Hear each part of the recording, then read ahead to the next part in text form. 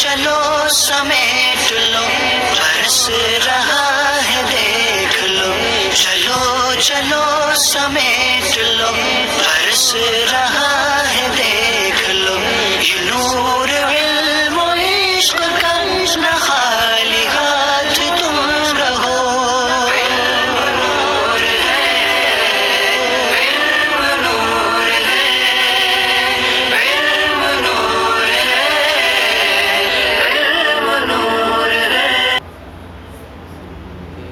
چلیں، بسم اللہ الرحمن الرحیم، الصلاۃ والسلام علیک یا رسول اللہ، الصلاۃ والسلام علیک یا نبی اللہ، الصلاۃ والسلام علیک یا حبیب اللہ وعلی آلک و اصحابک یا نور اللہ صلی اللہ تعالیٰ علیہ وسلم۔ سب سے پہلے اس کو تھوڑا دیکھ لیں کہ یہاں پر جتنے بھی ہم نے فاعل مجازی بیان کیے تھے، کہا تھا کہ ان کے اندر مجاز عقلی ہے، اور اس کو کیا ہے سکاکی نے پورا رد کر دیا۔ وَأَنْكَرَهُ السَّكَّاكِ ذَاهِبًا إِلَىٰ أَنَّ مَا مَرَّ وَنَحْوَهُ اسْتِعَارَةٌ بِالْكِنَایَہ، اور اس کو سکاکی نے رد کر دیا، انکار کر دیا، ذَاهِبًا إِلَىٰ أَنَّ، اس بات کی طرف جاتے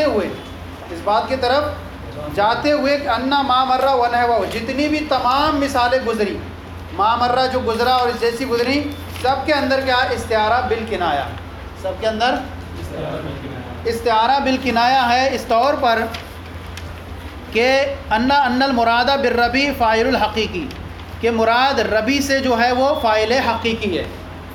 ربی سے مراد کیا ہے؟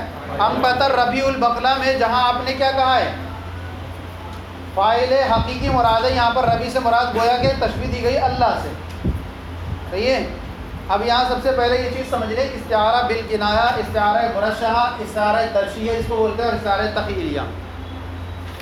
استعارہ بالکنایہ کہتے ہیں ایک شے کو دوسرے شے تشبیہ دی جائے اور ارکان تشبیہ میں سے صرف مشبہ کا ذکر کیا جائے، اور اس کے علاوہ مشبہ بھی اور وجہ شبہ ادات تشبیہ کو حذف کر دیا جائے۔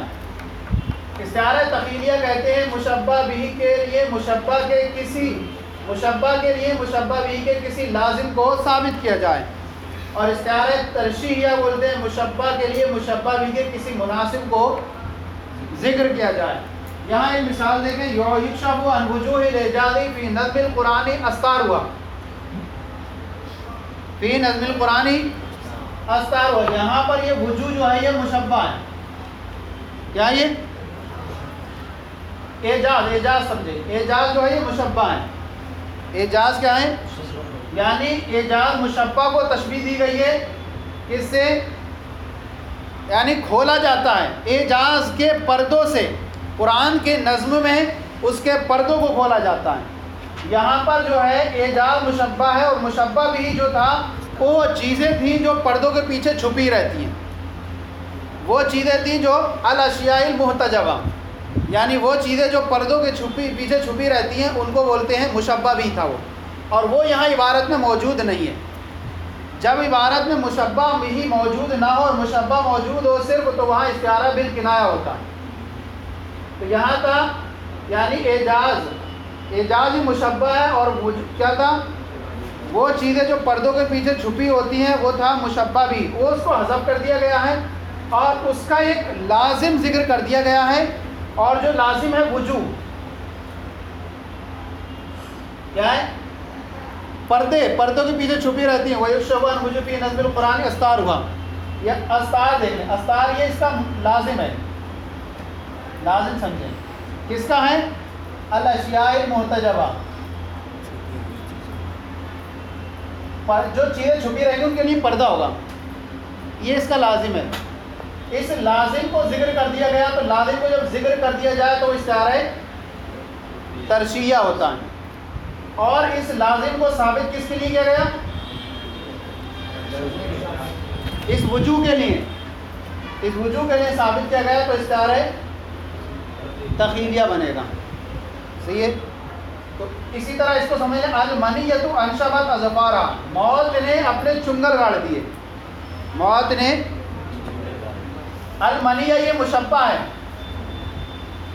اور اظفارہ یہ لازم ہے، اور مشبہ بھی ہے، حذف ہے الاسد، کیونکہ چنگل جو ہے موت کے لیے ہوتے ہیں، شیر وغیرہ کے ہوتے ہیں، موت کے چنگل نہیں ہوتے، کس کے ہوتے ہیں؟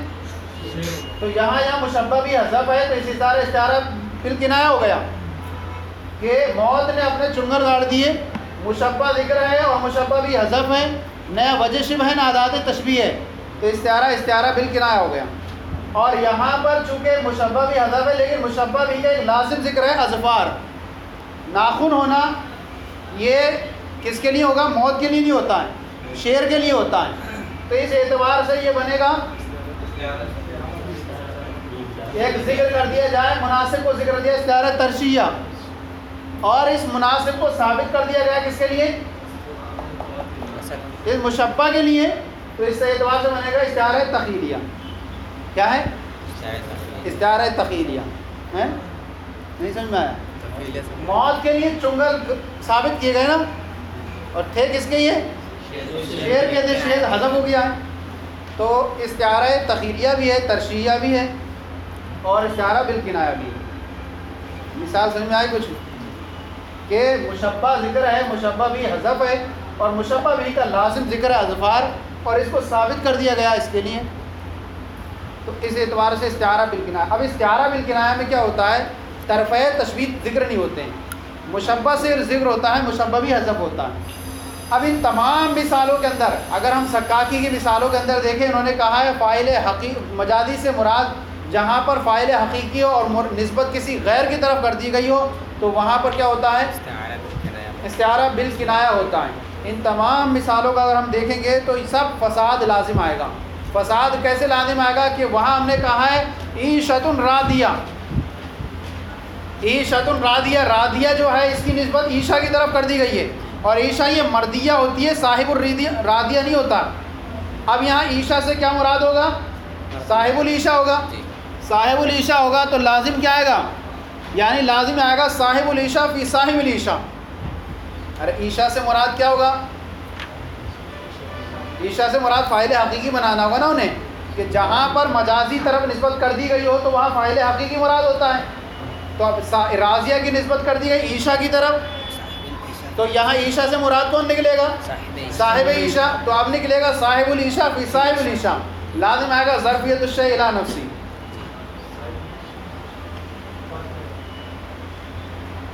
راضیۃن، عیشۃ راضیہ، یہ راضیہ اس کی نسبت کی گئی عیشا کی طرف، اور یہ کیا ہے؟